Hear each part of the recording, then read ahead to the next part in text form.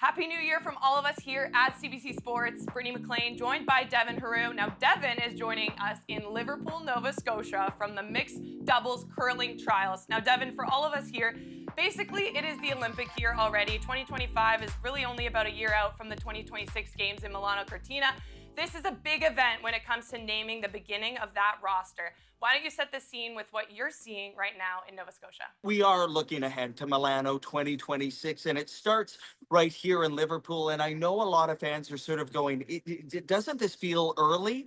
And it actually is early. So, Curling Canada decided to move these Olympic trials a year earlier. And the thinking behind all of that is to better prepare that winning trials team for the Olympics. But a lot has to happen before then. Not only does that team have to win the Olympic trials here, and there's a lot of drama still ahead here in Liverpool, but then they're tasked with going to the World Championships in Fredericton at the end of April.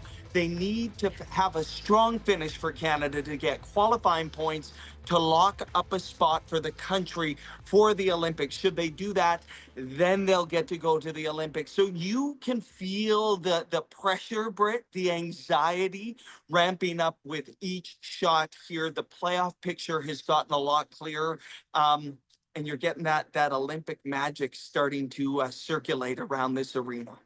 Yeah, and I mean, we live and breathe in this bubble of Olympic and Paralympic excitement, but we are still over a year out. So I wondered if you can bring some understanding to the rationale of why the trials is happening right now. Yeah, like I said, I think there was always a feeling that maybe Canadian curling teams were sort of rushed, right? But the mixed trials, when they held them in 2017 and when they were planning to and they were canceled in 2021, they were both held just basically a month before the Olympics, and it felt rushed. And I know a lot of fans and a lot of curlers said there needs to be a change. We need to give our Canadian curlers a chance to not only sort of revel in the excitement, you know what it's like to clinch a spot at the Olympics, but then to wrap your head around the fact that you actually have to go and perform at the Olympics. So that's why they've moved the trials to 14 months earlier.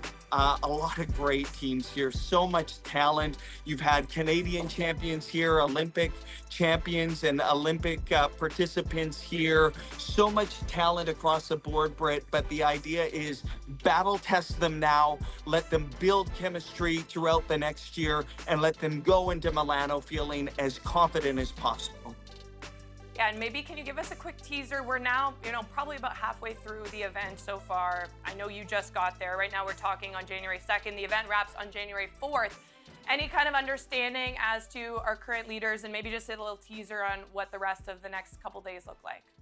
Well, good question, Brett, because there have been some surprises, I would say, in Pool A. So there's two pools, Pool A, Pool B. Pool A, we know the playoff picture, a little bit of a surprise. At the top of the table, a younger team, a lesser-known team, Brittany Tran and Rylan Kleider finishing first overall with a 6-1 record. In second place, Rachel Holman and Brennan Botcher, probably expected. They are a powerhouse team. And getting the third and final spot, it was dramatic. Jennifer Jones and husband Brent Lang. So that's the picture, Britt, on one side of the draw. On the other side of the draw, Jocelyn Peterman, Brett Gallant, undefeated. They've been so good throughout all of this. Two-time Canadian champions.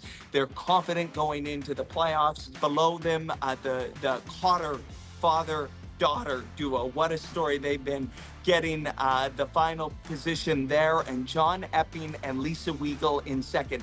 The playoffs are complicated, Britt. I'll take people through it on cbcsports.ca. Throughout the rest, all you need to know, the championship game is Saturday afternoon right here at this arena. It's going to be sold out, and to the victor goes the chance, because of Worlds and needing to do well there, to go to the Olympics. So it's all ahead. It's all in front of them. 6 teams left.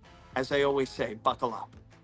Well, you said it there perfectly. All I was going to say was make sure you're following Devin on all his writing, also following Devin on X and CBC Sports, because we will be keeping you up to date on all the highlights.